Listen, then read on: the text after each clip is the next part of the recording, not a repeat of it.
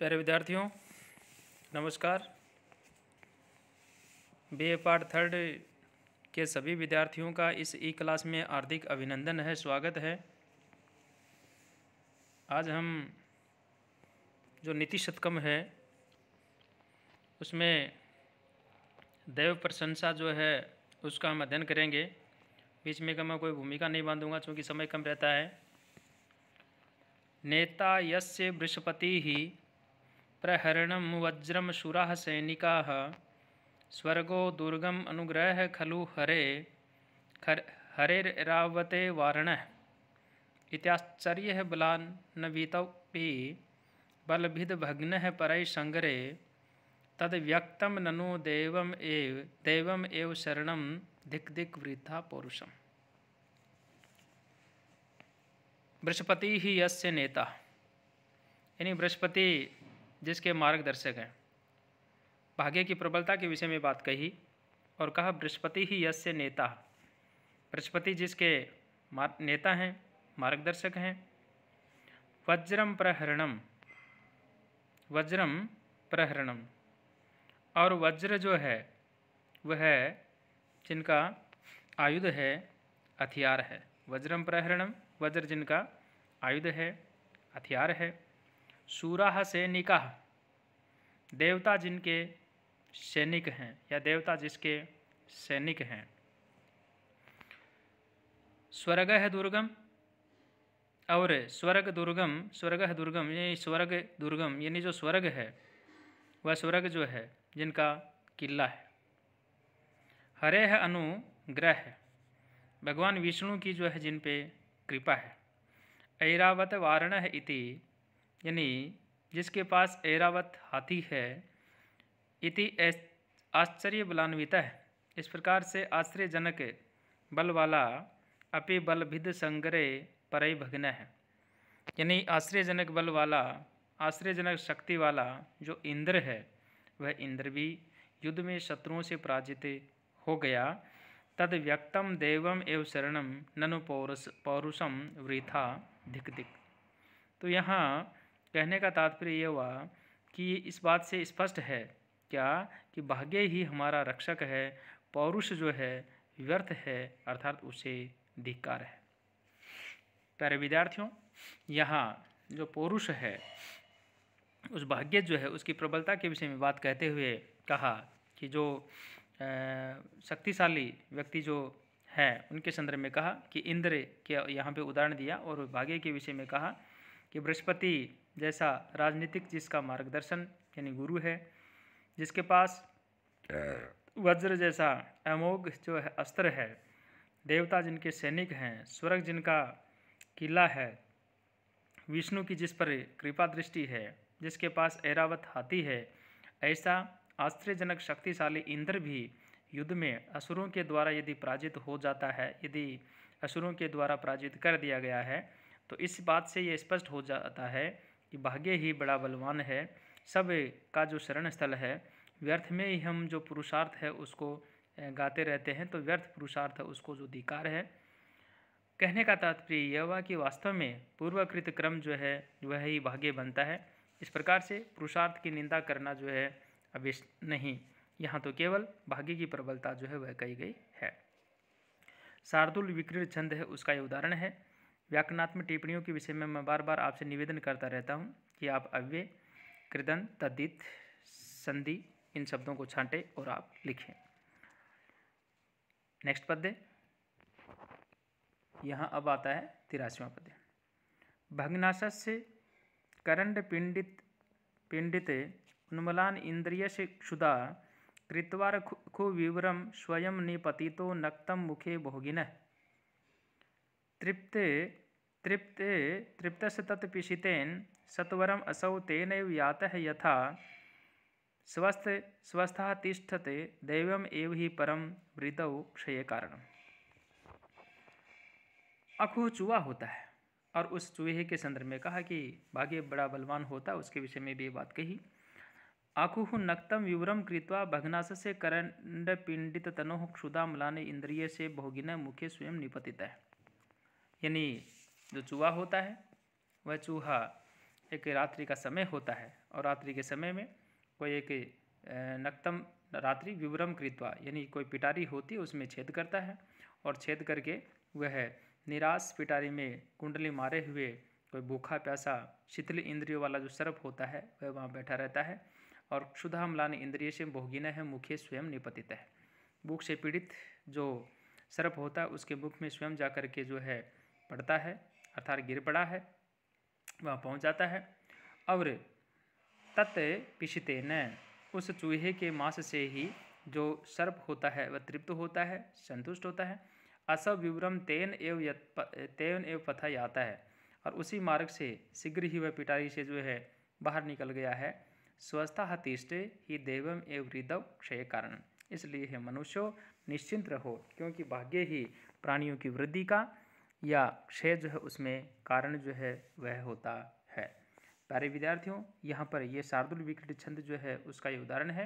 इसमें भी अपने को वही ध्यान रखनी है, जैसे संधि है, समास है, कृदंत है, तद्धित है और सबसे सरल जो आपके सर्वनाम शब्द हैं, अव्यय हैं, इनको आप इनमें से जो है छांटते हुए लिखें और आगे पढ़ते रहें। अगला पद्य आ रहा है 84वां पद्य और यहाँ पे भी यही बात कही, अभागा व्यक्ति भले ही कहीं चला जाए वह हमेशा दुख ही दुख पाता है। इसी भाव को स्पष्ट करते हुए यहाँ पे कवि ने कहा, खलवाटो दिवसीश्वर से किरण ही संतापितो मस्तके गच्छन् देशमनातपम दुर्त गतिम तालस्य मूलम गतः तत्रापि असौ महाफलेन पतता भग्नं शब्दं शिरः प्रायो गच्छति यत्र देवहतकस्तत्रैव यान्ते आपदः। खलवाटा दिवस ईश्वर से किरणे मस्तके संतापितो अनातपम देशम गच्छन् द्रुतगति ही तालस्य मूलम गतः। कोई गंजा व्यक्ति होता है और वह सूर्य की जो किरणें होती हैं उन सूर्य की किरणों से पीड़ित होता हुआ और सिर के तपने के कारण से धूप रहित कोई स्थान होता है वहाँ पे वह जाता है। अनाथपम देशम गच्छन स्थान को जाता है और वहाँ जाने के पश्चात द्रुत गति ही ताल से मूलम गता है, यानी तेज गति वाला किसी ताल वृक्ष के पास वह पहुँचता है और पहुँचने के बाद में वहाँ वह खड़ा हो जाता है और खड़ा होने के बाद में तत्रापि पतता महाफलेन अस्य शिरः से शब्दम भग्न है, वहाँ बड़े फल के गिरने से इसका सिर जो है आवाज़ के साथ में जो है फूट गया। इसलिए यहाँ पे कहा प्रायः दैवहतकः यत्र गच्छति तत्रैव आपदः यान्ति। प्रायः अभागा व्यक्ति जहाँ भी जाता है विपत्तियाँ जो है आपत्तियाँ जो है वहीं जो है पहुँचे जाती है। इसलिए यहाँ जो अभागा व्यक्ति है उसी के विषय में कहा कि वह कहीं भी सुख नहीं पाता है। किसी खलवाट व्यक्ति का यहाँ उदाहरण दिया और उस उदाहरण के माध्यम से इसी भाव को स्पष्ट करते हुए कवि यहाँ पे कहना चाह रहे हैं कि कोई ऐसा व्यक्ति जो खलवाट व्यक्ति ने जो गंजा व्यक्ति है धूप से जो है सिर उसको तपने पर छाया ढूंढता हुआ तेज गति से जो है ताल वृक्ष जो है उसके नीचे पहुंचता है। दुर्भाग्य से दुर्भाग्य ने वहाँ भी उसका पीछा नहीं छोड़ा और ताल वृक्ष से एक बड़ा फल जो है वह टूट करके गिरता है और उसका सिर जो है वहीं फूट जाता है। तो इस प्रकार से अभागा पुरुष जहाँ भी जाता है संकट जो होता है विपत्तियाँ जो होती हैं वह उसके पीछे पीछे जो चलती रहती है। शार्दूल विकृति जो छंद है उसका उदाहरण है। यहाँ पर आपको जो व्याकरणात्मक टिप्पणी है वो आपको जो है साथ साथ में याद करते हुए आगे बढ़ना है। तो मैं आपसे एक तो ये निवेदन कर रहा था कि जो व्याकरणात्मक टिप्पणियाँ हैं उनको आपको साथ साथ में याद करनी है, क्योंकि बिना इनके हमारा काम जो है चलने वाला नहीं है। नेक्स्ट पद्य की हम चर्चा कर रहे हैं। अब अगला हमारा 85वां पद्य आएगा और वहाँ पर यदि हम चर्चा करें तो यहाँ भाग्य के विषय में बात कही और कहा गज भुजंग मयूर अपि बंधनम शशि दिवाकर्युर्ग्रह पीडनम मति मतां च विलोके दरिद्रतां विधिर अहो बलवान इति में मति। गज भुजंग मयोः अपि बंधनम शशि दिवाकर्युः ग्रह पीडनम मति मतां च दरिद्रतां विलोके अहो विधि बलवान इति में मति। कवि ने बहुत बड़ी बात कही यहाँ पे और यहाँ एक उदाहरण देते हुए कहा गज भुजंग मयोः, गज का मतलब गजराज से है और भुजंग का मतलब सर्प से है, अजगर से है। गज भुजंग मयोः अपि बंधनम यानी गजराज और अजगर जो है उनके बंधन को शशि दिवाकर्यो ग्रहपीडनम यानी सूर्य और शशि मानी चंद्रमा और दिवाकर्यो मानी सूर्य यानी चंद्रमा और सूर्य जो है उनकी जो है ग्रह पीड़ा को मति मताम च दरिद्रताम और विद्वान जो व्यक्ति हैं उन लोगों की दरिद्रता जो है उसको विलो के देख करके अहो विधि ही बलवान इति में मति ही, यानी भाग्य ही बलवान होता है, ऐसी मेरी मान्यता है। दुर्भाग्य से यहाँ जो भी व्यक्ति है दुर्भाग्य के प्रभाव के कारण से जो बड़ा व्यक्ति है वह विपत्तिग्रस्त हो जाता है। और यहाँ उदाहरण दिया है, यानी हाथी और अजगर बड़े शक्तिशाली होते हैं फिर भी दुर्भाग्य से वे बांध लिए जाते हैं, बंदी बना लिए जाते हैं। सूर्य और चंद्रमा जिनसे सृष्टि चक्र चलता रहता है ये बहुत ही तेजस्वी ग्रह हैं, फिर भी जब पर्व आता है, यानी उस समय हम कहते हैं आज चंद्र ग्रहण है, आज सूर्य ग्रहण है, उस समय जो है पर्व के ऊपर राहु से जो है पीड़ित हो जाते हैं। जो बुद्धिमान व्यक्ति इस प्रकार से दूसरों को करोड़ों रुपए कमा करके जैसे मान लो दे सकते हैं, विद्वानों की मैं बात कर रहा हूँ, वे भी दुर्भाग्य से स्वयं जो है निर्धन रह जाते हैं। भाग्य जो है उसकी बड़ी विडंबना है। इस प्रकार से यहाँ इस उदाहरण के माध्यम से जो कहा कि भाग्य बड़ा प्रबल होता है, विधि के सामने किसी का कोई भी वश जो है वह नहीं चलता है। व्याकरणात्मक टिप्पणियों को आपको ध्यान में रखते हुए आगे बढ़ना है। सृजति तावत शेष गुणाकरम पुरुष रत्नम अलंकरणम भुवः तदपि तत्क्षण भंगी करोति चे दह चेत कष्टम अपंडितता विदेह। यहाँ पर जो विधाता है उसकी लीला के विषय में बात कही कि ये बहुत ही विचित्र लीला है इसकी। इसी भाव को प्रकट करते हुए कवि यहाँ पे कहना चाहते हैं विधि ही अशेष गुणाकर है, यानी विधाता जो है वह संपूर्ण गुणों से संपन्न जो है। भुवः है अलंकरणम, इस पृथ्वी के अलंकरण रूप जो पुरुष है उसका उन्होंने पुरुषत्वम सृजति, यानी इस पुरुष का उन्होंने निर्माण किया। विधि ही अशेष गुणाकरम भुवः है अलंकरणम पुरुष रत्नम सृजति।